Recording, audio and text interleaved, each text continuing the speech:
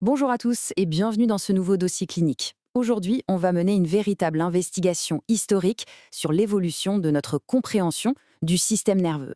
Pendant très longtemps, vous connaissez le dogme, on a perçu le cerveau comme une unité de calcul totalement isolée, un modèle purement neurocomputationnel où le corps, finalement, n'était qu'un simple réceptacle passif.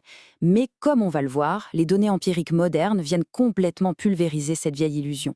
L'objectif de cette exploration, c'est de décortiquer ensemble comment notre corps physique façonne littéralement, structurellement et chimiquement notre esprit. C'est ce qu'on appelle la cognition incarnée. Alors au programme de notre feuille de route aujourd'hui, d'abord, on va parler de l'ingénierie métabolique de la cognition. Ensuite, on explorera l'axe entérique et psychiatrique, avant de passer à l'empreinte épigénétique du développement, et enfin on conclura sur cette idée fascinante du cerveau comme cicatrice corporelle. Allez, on attaque tout de suite avec notre première partie. L'ingénierie métabolique de la cognition. Pendant très longtemps, l'anatomie classique a un peu snobé le système musculaire. On le réduisait en gros à un simple effecteur mécanique juste bon pour la locomotion. Sauf que c'est en réalité un acteur cognitif absolument de premier plan. Et c'est là que l'observation clinique pédiatrique devient passionnante. On s'est rendu compte que les performances académiques des enfants, surtout dans des domaines assez complexes comme les mathématiques ou la lecture, eh bien, elles sont directement proportionnelles à leur endurance métabolique, c'est-à-dire à leur capacité aérobie.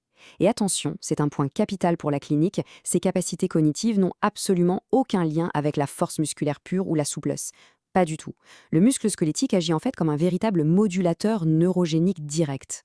Et pour bien comprendre cet impact, il suffit d'observer ce qui se passe dans le cadre des pathologies neurodégénératives. C'est littéralement spectaculaire. Prenez des modèles animaux qui simulent la maladie d'Alzheimer. Chez les sujets sédentaires, on observe une perte totale, mais vraiment totale, de l'apprentissage mnésique spatial. Par contre, et c'est là que c'est dingue, après seulement 5 semaines de natation intensive, l'évaluation clinique montre une restauration complète de cette même mémoire spatiale. Leurs capacités redeviennent fonctionnellement équivalentes à celles d'un sujet parfaitement sain. C'est ce qu'on pourrait appeler un véritable pontage physiologique. Alors, comment on explique ce petit miracle clinique? Eh bien, disséquons ensemble la cascade mécanistique, elle est fascinante. D'abord, l'activité aérobique va déclencher la sécrétion de myokines directement par les muscles squelettiques. Ensuite, ces molécules ne restent pas sur place, elles voyagent et franchissent carrément la barrière hémato-encéphalique. Mais ce n'est pas tout. En même temps, la friction mécanique créée par l'accélération du flux sanguin artériel pendant l'effort va produire une stimulation intracérébrale. Et cette double action, à la fois moléculaire et mécanique, provoque une libération massive de BDNF. Ce fameux facteur neurotrophique va alors relancer l'angiogénèse vasculaire, booster la création de nouvelles synapses et stimuler la neurogénèse. Bref, l'exercice physique ne se contente pas d'oxygéner le cerveau, il en reconstruit littéralement l'architecture. Ce qui nous amène à notre deuxième grand axe, l'axe entérique et psychiatrique. Bon, si on vient de voir que le muscle sculpte la mémoire, il faut savoir que nos intestins, eux, exercent un contrôle hallucinant sur notre comportement et notre psychiatrie. Aujourd'hui, la neurologie moderne a complètement intégré les milliards de bactéries de notre microbiote. On ne les voit plus comme de simples aides à la digestion, mais vraiment comme des régulateurs de nos comportements profonds. Cliniquement, c'est très clair. Une dysbiose, donc un microbiote affaibli ou déséquilibré, va amplifier sévèrement notre vulnérabilité au stress. Et la preuve mécanistique derrière ça est assez folle. Prenez la souche de souris Balbe, C, qui est naturellement névrosée et très anxieuse. Si on leur administre des antibiotiques pour éradiquer totalement leur flore intestinale, eh bien leur comportement de retrait phobique disparaissent complètement.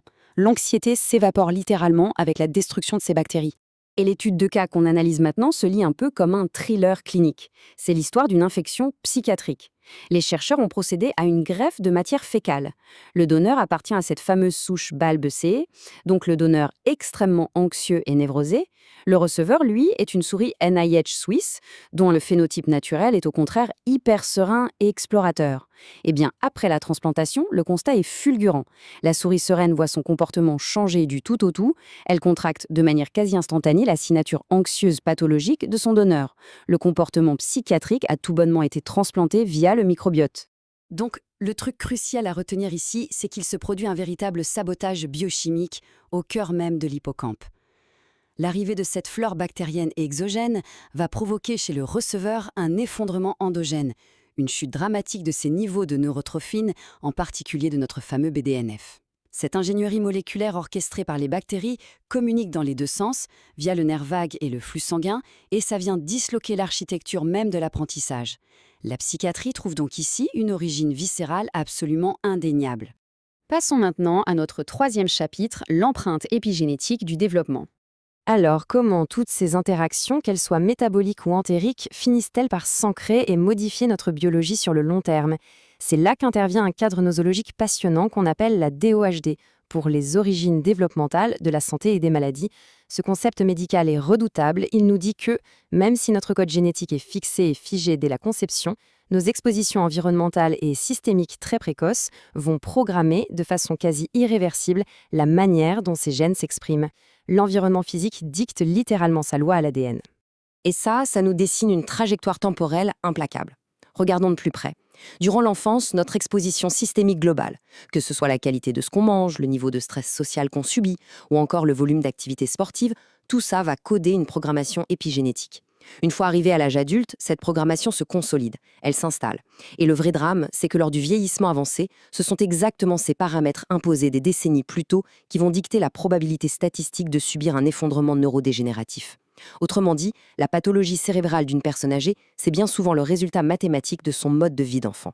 Ce qui nous amène à notre toute dernière partie, le cerveau perçu comme la cicatrice du corps physique. Nous voilà au point de convergence de cette investigation clinique. Et c'est un constat qui force toute la communauté scientifique à repenser complètement ce que l'esprit humain. Il faut vraiment appréhender cette idée avec toute la gravité qu'elle mérite. Le cerveau adulte n'est, au final, qu'un immense calque cicatriciel.